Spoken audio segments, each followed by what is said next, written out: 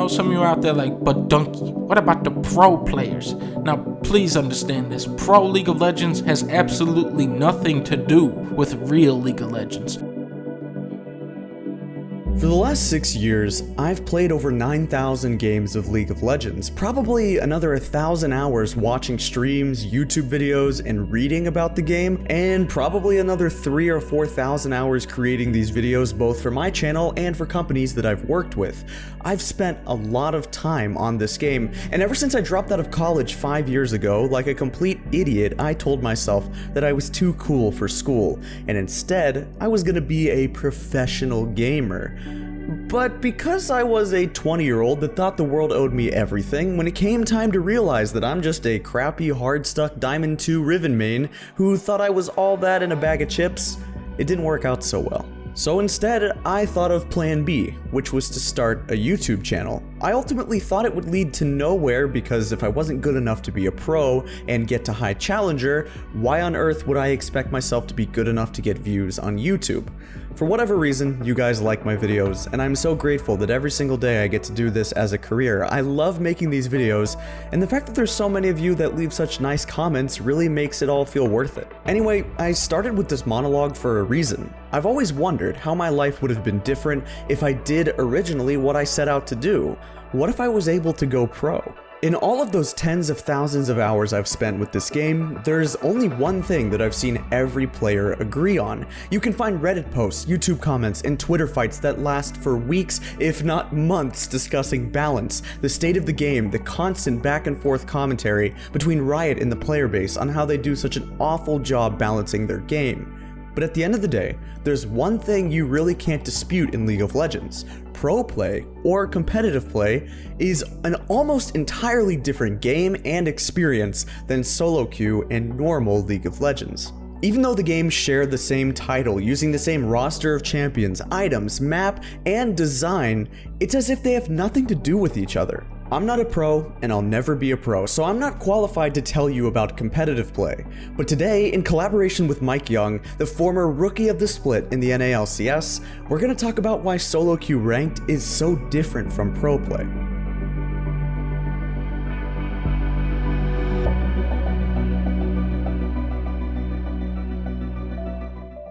Obviously, I'm somebody that's never stepped foot on the competitive stage, nor been on a team in that environment, and I would have no idea what it's like for these professional players to practice and compete day in and day out, but thankfully with Mike's help, we can tap into what it's like to not only be a pro, but also the grind to prove yourself and make it as a streamer and content creator.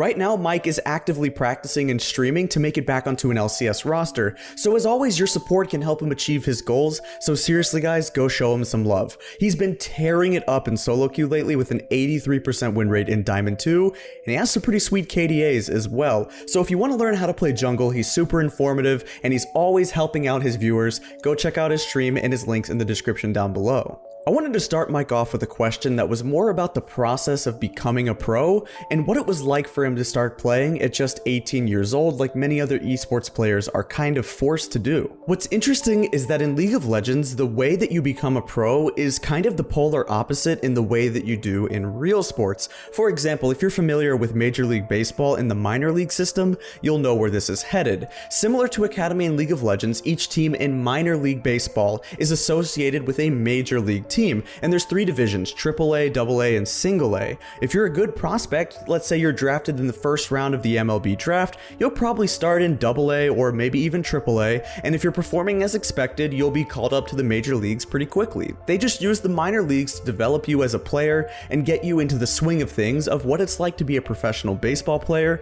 before you face major league talent and you have some time to mature. The opposite is true in League of Legends. You usually begin at the highest level and immediately are put on an LCS team, and then over time, if you're not performing or playing at the level that the team wants, you will be moved to Academy. And if that doesn't pan out, or you actually want to go back to school and get a degree, you can play in ULOL and go to college. So I wanted to ask Mike, because he came right into the LCS almost immediately after graduating high school, 18 years old with no experience on Academy or ULOL or anything like that, I wanted to know what he felt like during those times and what it was like for him to compete fresh out of high school.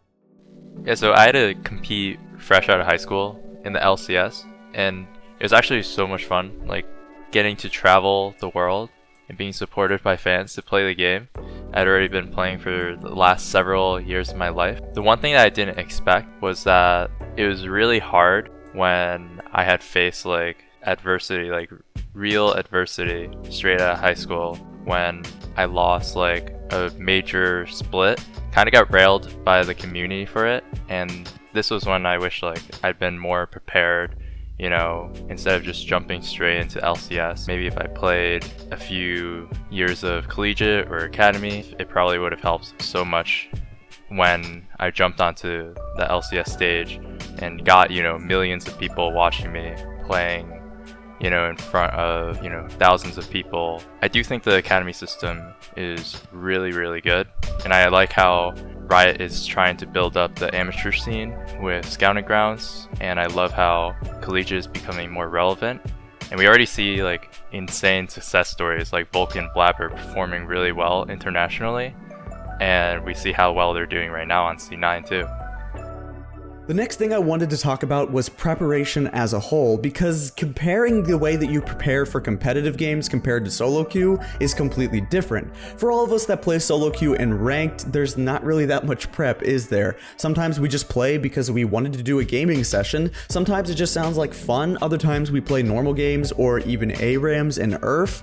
Maybe we even go play a different game that day because we didn't feel like playing League. The best thing about being a pro, in my opinion, is just being able to see constant progression as you practice, and you just like learn so much every single day about the game.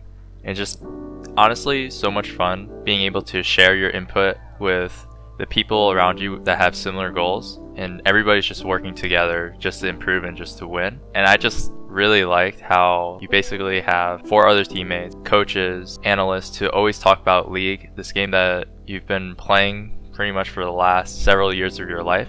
Now you get to share this passion with a bunch of other people. I really love VOD review because it's so much fun working on macro that would pretty much be impossible in solo queue. Like when setting up Baron, we talk about our pinks should go here, here, and there, and we should use one wave to push the enemy into the base, use the next wave to bait out blue trinkets, maybe look for a pick, or we can start Baron. The biggest difference for me with practicing as a pro and playing solo queue is that pros usually focus more on what they can learn from each game rather than that gratification of that one win from that solo queue game. So it always feels like you're always improving, you know, snowballing hard, or if it's like a 50-minute game, there's always something you can learn from that game. I just like learning something every single game, and I love League of Legends because there's so much to learn. Another thing that's brought up quite a bit in the discussion between solo queue versus pro is how the pros and Joes view patch notes completely different every 2 weeks. When it comes to patch notes, you and I are usually looking for a nerf to OP champions, maybe some client and bug fixes, possibly some new items to shake up the meta, maybe even some new runes, and personally I really like quality of life changes, buffs to champions, that way they can work their way back into the meta, and nerfs to Yuumi. But for a pro, what is that like to read patch notes, and what kinds of things were you and your teammates looking for in the patch notes? Were there any kind of changes that you didn't want to see? Honestly, pro players hate how often Riot changes the game because we're already working on so many different topics like team communication, synergy, objective control, and other macro strategies.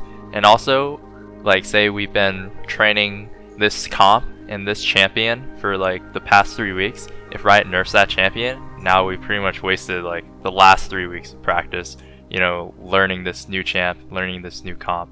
I guess that's a little bit extreme, but that's just one of the ways that some people view it. When new champions come out, we have to learn a new champion for pretty much every single role that it can be flexed in, because some of the new champions that Riot releases, like Sylas, Kiana, can be flexed into multiple roles. And even like when Set came out, supports had to learn Set because Set support was also OP too. I've also started to wonder how you currently feel about solo queue itself as a former pro player now grinding to get back to the LCS. Do you think solo queue is in a good spot right now? Do you think that it's only good for mechanics? Is there something that you can learn from solo queue that will actually help you as a professional player? And what are your thoughts on those all-important voice comms? Personally, I've been really enjoying solo queue. I really like the jungles that are viable right now. A bunch of high mechanical junglers are viable like Lee Sin and Nidalee, especially with the Nidalee buff, so it's really easy to practice mechanics. One of the main things that I learned from solo queue is learning how to solo carry a game. And I think this is the most valuable thing you can learn because it's really hard to practice pro level macro and solo queue when there's no voice comms. I personally love how Valorant you can talk to your teammates, you can pretty much plan objectives, like you can plan macro strategies. I feel like League of Legends, and especially in the NA server, the level of play and the quality of solo queue would drastically increase if Riot added voice comms, because then you can actually practice macro and solo queue. You don't have to just play solo queue for the mechanical aspect. The biggest things I've learned from being a pro that has helped me improve so much in solo queue is just guiding my team in solo queue to set up objectives much better now than before. Like nowadays, right when an important objective is coming up, I'm already pinging my team out of base to get pink wards, to get setup. We should push out these lanes to get prio so we can get deeper vision in the enemy jungle so we can see how to react when the enemy comes in for the dragon. Learn to get prio to start the dragon, maybe look for a bait. And I also analyze my team comp's win condition better compared to the enemy team comps, and I play off of our team comp's strengths so much better now. Alright, lastly, I've saved, I think, the most important question until the very end. I want to know what is the hardest part about being a pro that the community doesn't understand, and what is it like to have people watch your games and see your performance? The hardest part about being a pro is that you're not always going to be rewarded for all the effort that you put in behind the scenes. Like, you could be working your heart out and then start losing. Sometimes it'll really get to you. Even with hard work, you might not getting anything to show for it is probably the worst part about being a pro. And not only did you disappoint yourself sometimes from losing, but you might have disappointed your fans or the community too. I think the pro life is not for everybody, and it's definitely not worth it for everybody. But for those that love the taste of victory, and just when you have that win, you know, once in a while, or you get that win at the end of the day, and you get that feel of what it's like to win, you know, a championship or a really important game, it's literally the best thing in the world. You just get this adrenaline spike, and you pretty much feel like all your hardships were worth it, all your efforts paid off, and that you'd be able to do it all over again. I think after being away from LCS and competing in the scene for a while, you start thinking if this is something that you really want to do for the long term. And for me, I was considering going back to school. I was considering, you know, maybe trying to do content creation.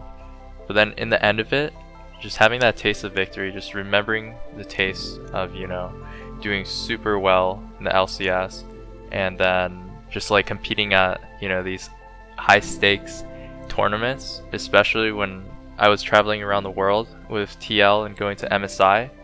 Like, that's something that I'm never going to be able to forget. And that's why I'm really trying to get back into the scene. And I just want to get that taste of victory. I just want to get that adrenaline rush again. I've had so much time in the last, you know, however many months to reflect on the last 2 years. I know what I could have done better. I know I just want to put all those, you know, efforts, all those thoughts into the future and just focus on myself in the future and what I can do to be the best version of myself coming back into the scene, hopefully in 2021. If you ask me, the most important difference between being a professional and being a solo queue player is that nobody really cares. Even if you're high challenger, what happens in your solo queue games? If you have a really bad game and you run it down in int, it doesn't matter if you go 0-9 because the stakes aren't that high. You don't necessarily have 3, 4, 500,000 people watching. Nobody really truly cares, at least not in a general sense. But after just one bad game, one int on stage where you go 0-9, everything can change. The community will form expectations and things to talk about around you, even if it's not necessarily fair. After getting to know Mike as a friend and doing these interviews with him, I think the thing that I've learned the most is that you can never be too sure what a pro's life is like beyond his gameplay. It's incredible to think just how much these guys grind and put into the game, and I think he said it the best when he said that he had a lot of fun with VOD review, talking with his analysts and teammates about the game, and practicing macro because it's something that you simply can't do in solo queue. Going from playing ranked to pro comes with obvious advantages, an income, a shot at winning championships, the fame and recognition of being a pro gamer, but it's not without downsides that a lot of us don't really think about.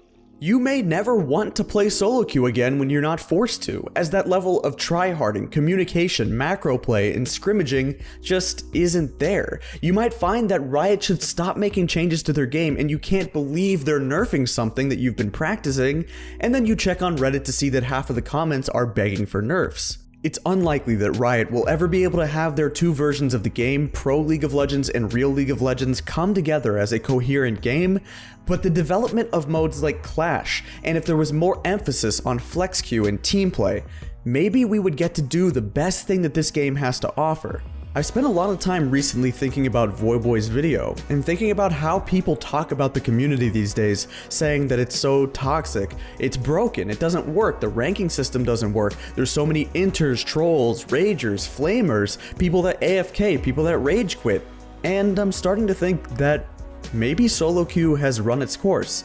Maybe the best part about this game is not the solo carry potential. Maybe the only real way to play League of Legends is more of a 5v5 team style. It feels like the proper 5v5 competition with high stakes and high rewards, where players are all near the same skill level, can communicate and strategize for victory, is probably the best way to experience this game.